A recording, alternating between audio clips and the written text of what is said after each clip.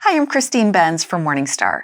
Tax and IRA expert Ed Slott is the author of a new book called The Retirement Savings Time Bomb Ticks Louder. In it, he asserts that most people should choose Roth over traditional pre-tax contributions to IRAs and company retirement plans. He's here to discuss why. Ed, thank you so much for being here. Great to be here. And that's a controversial statement you just made, which I said. To not make those pre-tax contributions. Well, I want to delve into that. But first, let's talk about the difference between those traditional pre-tax contributions that someone could make to an IRA or a company retirement plan and Roth contributions before we get into why you think Roth is better. So let's talk about the 401k. Most people notice that better on their W-2. So let's take a very simple example. Let's say you make $50,000 and you put $10,000 into your 401k, tax-deferred 401k. Your W-2 will show as income the net, $40,000. You only pay on $40,000.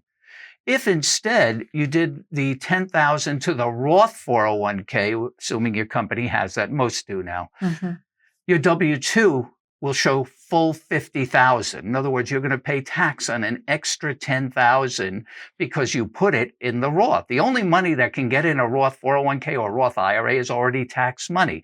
So that $10,000, in my example, people call a deduction. It's not really. It's an exclusion from income, which you have to pay back when you take the money out. So people say, but I want my lower, I'm in my higher earnings years. Maybe I'm making $200,000-300,000 and maybe I'm contributing 20, 30,000, whatever to a 401k, a company. And, it could be big numbers. I want my income lowered now. You'll just pay for it later. That's my point.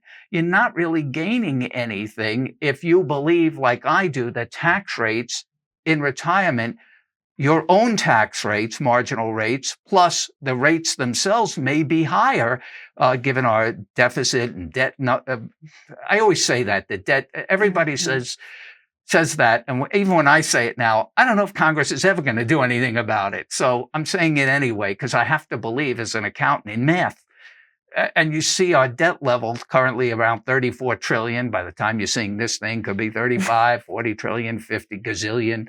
I don't know what it is, but at some point, the whole country is running on a credit card. I got to believe this money, the taxes will have to go up. And Congress, the first source of money they're going to look for revenue is probably going to be in your tax-deferred IRAs and 401ks, because they know we made that deal with them. That money has not yet been taxed. So I call it the low-hanging fruit. It's easy pickings for Congress. Well, relatedly, I think one misgiving that I sometimes hear about Roth is that will the government change its mind on this and undo the generous provisions around Roth IRAs, where you don't have RMDs, you have those tax-free withdrawals. What's your take on that question? I love that question. In fact, I address it in my book because I get it in every consumer program, because I love Roth. I love the idea of being tax-free, never having to worry about future higher taxes, knowing that money is income tax-free. So when I talk about it, I always talk up the Roth and consumer seminars, and there'll always be somebody who asks the same question, not as nicely as you asked, but they'll say, oh, but Ed, can I trust the government to keep its word that Roths will always be income tax-free? And I always answer, no, you can't trust the government to do anything. As CPAs, we have this old saying, tax laws are written in pencil. They can change anything. But I'm going to tell you a secret. Congress loves, I mean addicted, loves Roth IRAs. Lucky for us, they're the worst financial planners on earth. That's why they love Roths. And you know where I'm going to. They love Roths because they get their money in the door. Right. And they only look at 10-year budget cycles. So they look at the Roths like, this never has to be paid back. We just get all this money in. And they tip their hands every time there's a new tax bill. In fact, they learned this, if you remember, back in 2010. Before that, you couldn't even convert to a Roth if your income exceeded $100,000. They eliminated that provision and the floodgates of money, including mine, opened up. I told everybody to take that deal. I always quiz advisors on it when when we do our training. And I said, I told you guys if they were to take that deal. Of course, I didn't know the market. Look what the market did from 2010 to now. I didn't know that. But I saw the benefits of taking that deal. So I told them, I converted everything in 2010. And then I asked them, how much tax did I pay? And they said, well, you didn't tell us I said, zero. And they're looking, zero. Yes, that was the deal. You paid nothing in 2010, half in 2011, and half in 2012. In other words, the government they needed money so badly, they give everybody an interest-free loan to build a tax-free savings account. It was unheard of. So when they got all that money in, boatloads, they started saying, wow, this Roth thing is good for revenue. And then you saw them expand Roth 401ks and Roth 403bs and all of that. But they really tipped their hand in Secure 2.0. In big print, if you look at the actual law, the actual text of the law, there's this giant font like Man Walks on Moon font from the 60s in New York Times, 1969.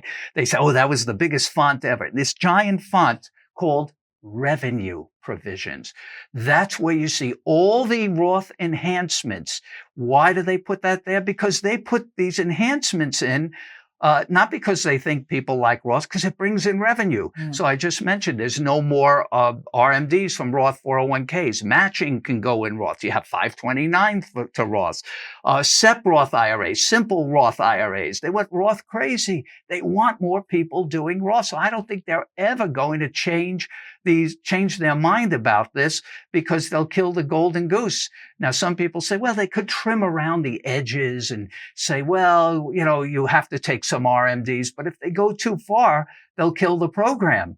So I think it's pretty safe. Plus, it's here now. And my feeling is they would never tax I don't know about them, but they would never tax anybody twice. So people who have it will be grandfathered, probably, just my opinion. So I think the Roth is here to stay because it brings in money. We should take advantage of Congress's short-sightedness. It means paying some tax now, but having income tax free for the rest of your life, no RMDs, plus 10 years later, after that for your beneficiaries. So are there any situations, Yes. I know you've long been bullish on Roth accounts, but are there any situations where you might say, yes, actually make that traditional pre-tax contribution, get the deduction? Are there any cases where that? Probably not in that case. Okay. I don't see where it pays to get a deduction when rates are low now. You want deductions when rates are high. If you believe rates will be higher later, you don't want to have to pay the income. You're doing opposite tax planning. When you started that question, I said there are situations not to make a deductible contribution, but maybe you already have IRAs, tax deferred. So there are times you may not want to convert all of it. Okay. And there are some times, for example, let's say you want to do qualified charitable distributions. Remember, the whole basic foundation of good tax planning is to get this money out, this taxable IRA money out at the lowest rates. If you're charitably inclined and you're over 70 and a half, you can contribute through the IRA, through these QCDs, qualified charitable distributions, direct transfers, getting the money out at 0%. Money you were going to give anyway. So that might be a reason to keep some money in traditional IRAs to use for your charitable giving.